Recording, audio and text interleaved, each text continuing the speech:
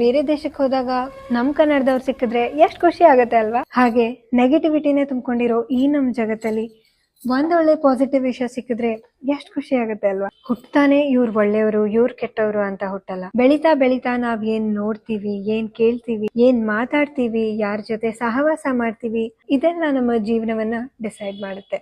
ನಮ್ ಜೀವನದಲ್ಲಿ ನಾವು ಖುಷಿಯಾಗಿರ್ಬೇಕಾ ದುಃಖ ಪಡ್ಬೇಕಾ ಅನ್ನೋದು ನಮ್ ಕೈಲೇ ಇದೆ ಅಂದ್ಮೇಲೆ ನಾವ್ ಯಾಕೆ ಒಳ್ಳೇದನ್ನ ಆರಿಸ್ಕೊಳಕ್ಕೆ ಅಷ್ಟೊಂದು ಯೋಚನೆ ಮಾಡ್ತೀವಿ?